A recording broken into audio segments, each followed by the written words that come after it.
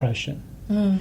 And there were times that we were sitting in our little house in Martinsburg, West Virginia, and I'm reading these things, and I'm getting teary-eyed just reading it. Just like, oh my goodness, I was there, but I didn't understand it this way. I didn't feel this. Right, and the reason for that is because I didn't want, we've had talks about this because, but the whole family, Beth too, has mentioned that, after reading the book, there's parts of it that kind of made her feel bad that she didn't know. Mm-hmm. But she didn't know because I didn't want anybody to know. At that point, I didn't even feel worthy of getting help.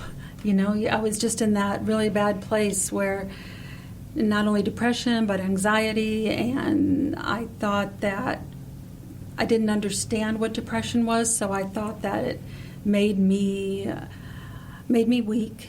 And I also didn't want to. I thought it would be a burden, if I shared it with my family, and that's wrong. From you're struggling on your own. Right. You really do need to reach out and get support. And you would have been stronger for Beth if you would have taken care of yourself as well. Exactly. But you didn't want it to make it about you or whatever. Right. But you can ask for help, even if there's someone else in your family. Like at that time, I thought, well, it's all about Beth.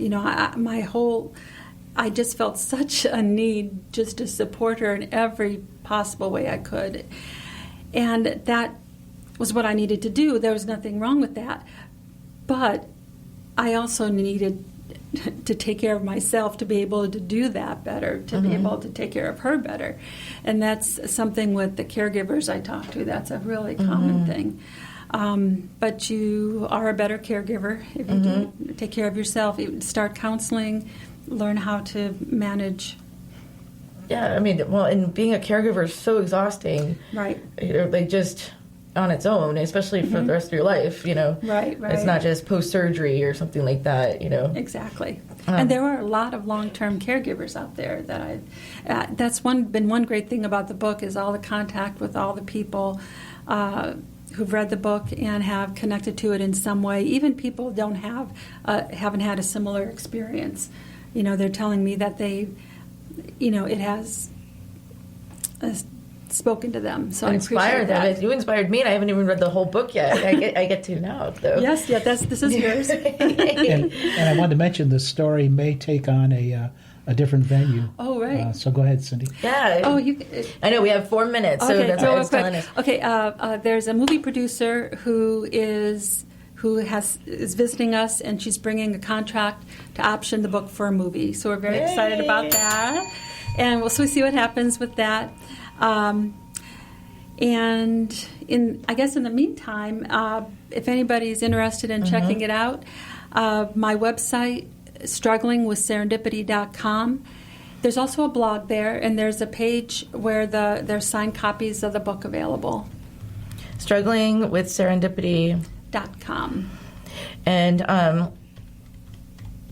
And how can people find you also? Do the website or Facebook as well? I'm everywhere. So Facebook, Twitter, and probably the easiest way is to go to my website, and there's a Contact Me page, which has all my social media and my email. I love to hear from people.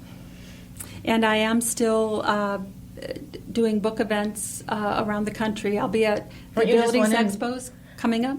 You were just in one in Orlando, right? Right. Yesterday I did a memoir writing workshop, and I have workshops coming up in New York City and Toronto. So I'm excited about that. And you just told me that you did This Is My Brave and shared your story on there. I did. Great organization. I've been reaching out and volunteering with more mental health and disability nonprofits. Mm-hmm. Look at you. I'm so proud of you.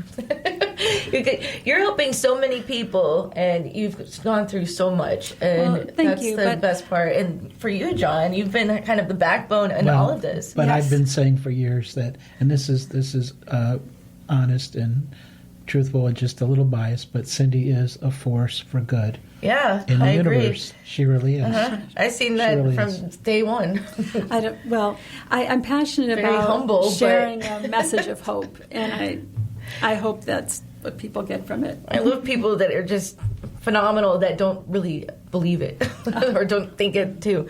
Modesty also, goes a long way. I also want to shout out to Beth too. I mean, she's shown us so much with her strength and perseverance. And we have another strong daughter, Maria, that is passionate about her work with special ed. Special ed. So, and you were a teacher, and yes, all this.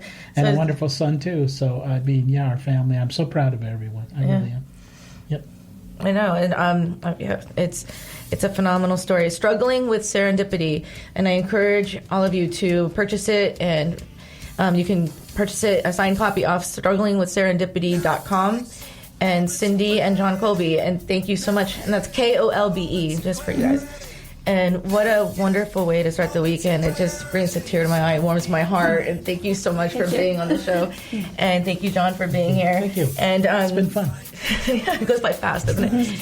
And we'll be back every Thursday and Friday, 12 to 1. Thank you, Ed, for everything. And please be kind to yourself and to especially a stranger. You never know what they're going through. Take care. Thank you. You get to define, find self-love. You're so alive. Now it clicks, moments of clarity. Now I hear moments of clarity. Now I get it, moments of clarity. To yourself, be kind, it will please your mind. Hope is following you. Don't abandon yourself. WTAN, Clearwater. FM 106.1. WDCF, Dade City. FM 102.3. WZHR, Zephyr Hills. FM 104.3. Listen. Taliban peace agreement, the 2020 race. I'm Ann Cates. The U.S. and the Taliban will sign a peace pact on February 29th after a week-long period of reduced violence in Afghanistan. Correspondent Barbara Starr. This first part is still going to be very challenging.